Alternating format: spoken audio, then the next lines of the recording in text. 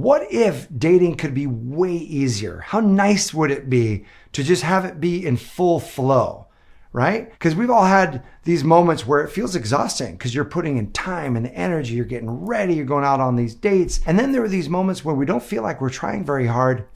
And then we meet the person and it all flows and it blossoms into a beautiful relationship. What is it about the try hard energy that is so repelling, and then not trying hard energy that becomes so attractive? So the question becomes, what is trying hard and what is not trying hard? What does that look like? So check this out. Today, I'm going to share with you 3 behaviors that men consider try hard energy that repels the thing that you want. And instead of that, what not trying hard looks like. In other words, what does it look like to be in flow, where there's an ease and a grace and it accelerates you attracting the relationship you want? Have you ever heard the phrase, you'll find it when you're not looking?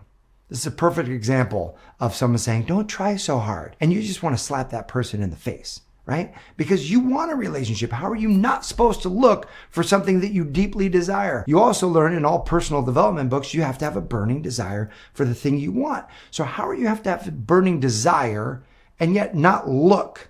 The thing doesn't make sense, right? Those two things don't go together.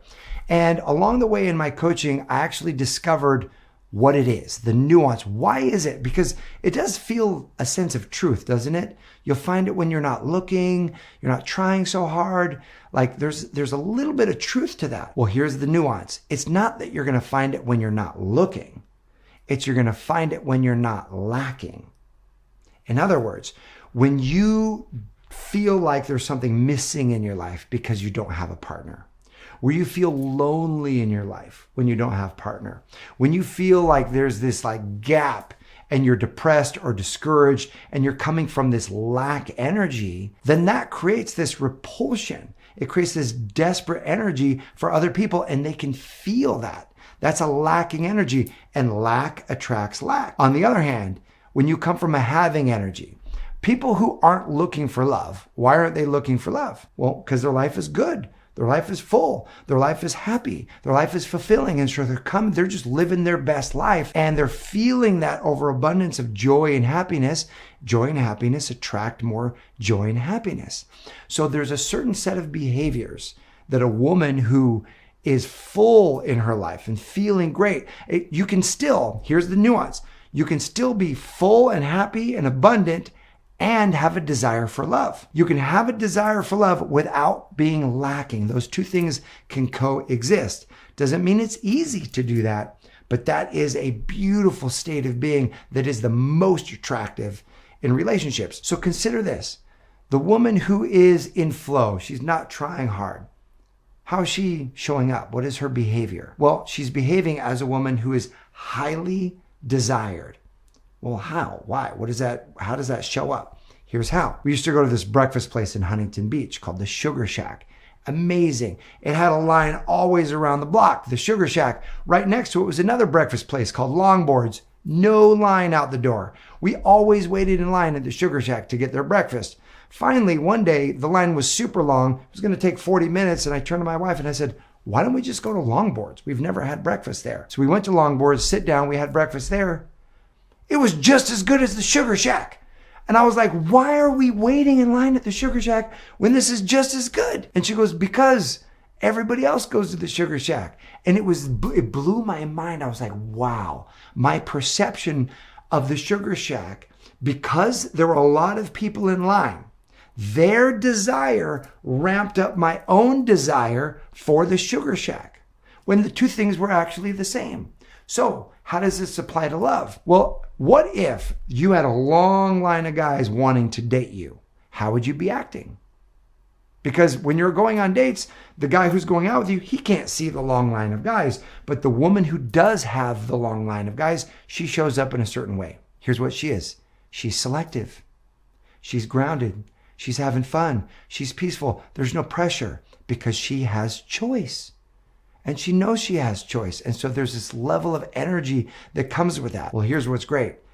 You don't have to have the long line of guys to embody that way of being. And when you embody that way of being as a woman who has choice, a woman who is going to be selective, then automatically and subconsciously you communicate right to your man that you are highly desired, and that skyrockets his desire for you. And you don't have to try hard to do this. You just have to believe, you know what? I am the woman for whom love is an inevitability. I'm going to attract love, and here's just one option right here in front of me. So let me share with you 3 behaviors that come across as try hard and instead an easy move that you can make because it's already in you for how to move right into flow. The first try hard energy is being too agreeable. This is where you don't even know if you like the guy yet, but you're going to try to get him to like you. And you try to get him to like you by agreeing with everything that he says, like laughing way too loud or big at his jokes. You're really trying to infuse the connection with him. And you fill in the moments, like you don't want any dead space in the conversation because you want there to be this vibe. And so you're just jumping from question to question and you're forcing the connection. In other words, the woman who's in flow relaxes and she lets the connection develop naturally because she trusts. If the connection's going to be there, it's going to develop. If the connection's not there, that's a sign this isn't my guy and there's another guy that I can choose. And so there's this rhythm and flow. There's an effortlessness to the conversation. There's breathing room between the topics. There's things that you guys connect on and things that you don't connect on. There's this authenticity which comes across, which makes him feel like he connects to you even deeper. The second kind of try hard energy is when there's a forced demonstration of value.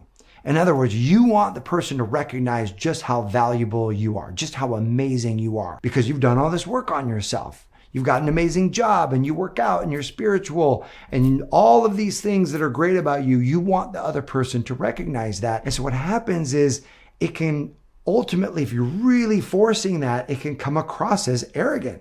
And underneath that, ultimately insecure. You know, it's the woman who says, no, I'm going to pay my way because I want you to know that money's not a problem for me.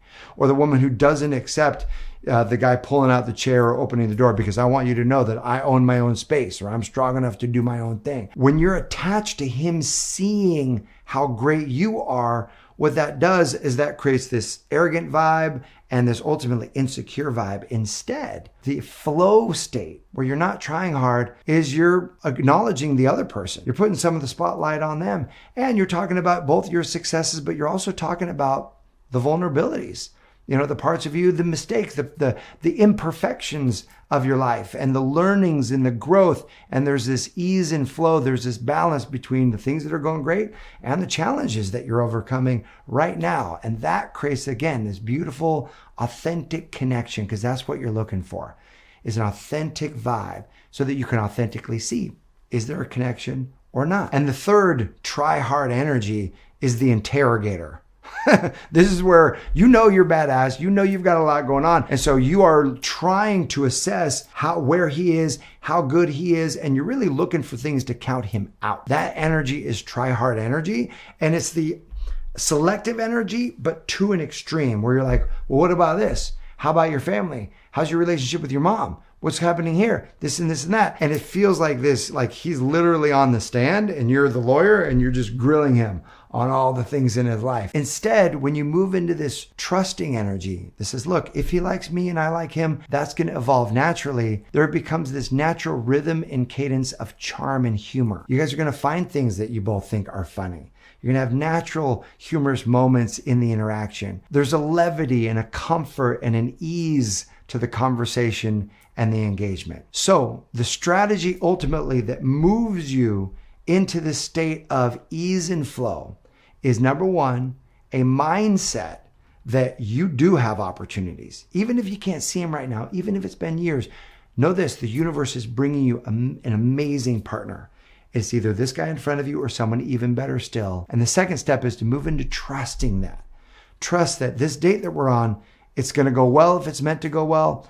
It's not going to have a connection if it's not, and I'm not going to force it. And that creates a beautiful flow energy that ironically is the most life-giving and most attractive. So my question for you is, when you think back to the moments when you've just been in flow energy and things have manifested for you? What's the mindset that's helped you create that? I would love to hear from you. Go ahead and post that in the comment section below. And know this, I appreciate you. I hope this serves you. Here's to your amazing expanded love life, and I look forward to seeing you soon.